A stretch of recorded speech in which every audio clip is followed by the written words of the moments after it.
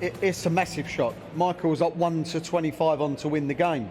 As shocks go, that's not as big as they come. Michael van Gerwen normally loses to someone that either is a big hitter already a world champ or a major champ. Scott Williams did a real number on him. In every stat you look at, he was better than him. Michael van Gerwen had an off night, yes, but Scott Williams was there to clean up when he had to clean up, and he held it together.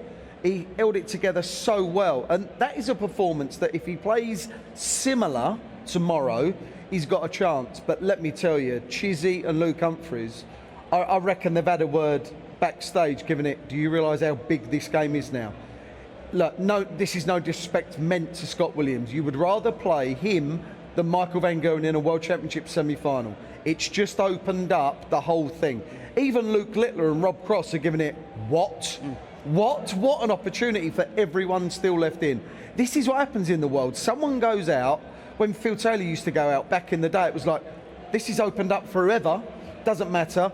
Someone's got to step in, someone will win the title. They will not have to beat Michael van Gerwen, who was the world #1 and tournament favourite. Yeah. He's out. That was one of those performances you seldom see from Michael on that stage. I say erratic because the second set he averaged something like 117, I think it was. A couple of sets later he's averaging 78. It's the most erratic periods I've ever seen. And there was only one set averaging over a ton, the one that you mentioned, in 8 sets. That's unusual for Michael. We've seen a couple of times this year some real ropey games. When he lost to Brendan Dolan, that's not taking anything away from Brendan Dolan in the match play. He was poor then. Poor in the match play. He was poor here for that one game. And the difference is nowadays is that people like Scott Williams and Brendan Dolan, they're good enough to win. Gone are the days where he could play poorly, get through, then find his feet. He's having no chance to find his feet now because the darting landscape, the darting world is just so good. Every player is capable of beating Michael van Gerwen sometimes when he plays well, but that was very erratic. Yeah, you were saying about the tournament kind of being blown wide open now. Yeah. Luke Littler is now the favourite for the title.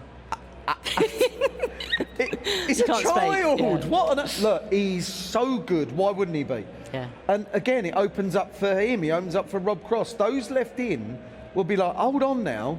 We don't have to beat an on-form Gerwyn Price, an on-form Peter Wright, Michael Smith. And this is no offence to who's left in it, but they are proven champions that you've got to go some to beat. Michael van Gerwen, the world #1 and world provisional world #1 and world champ, is out. That is Scott Williams he's loving life, and full credit to him.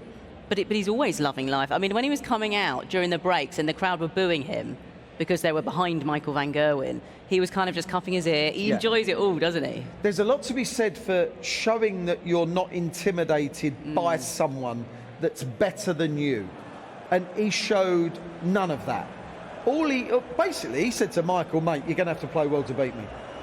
That's what he said before a dart was thrown, effectively, with his body language, with his antics, with his confidence that he kind of imposes on you.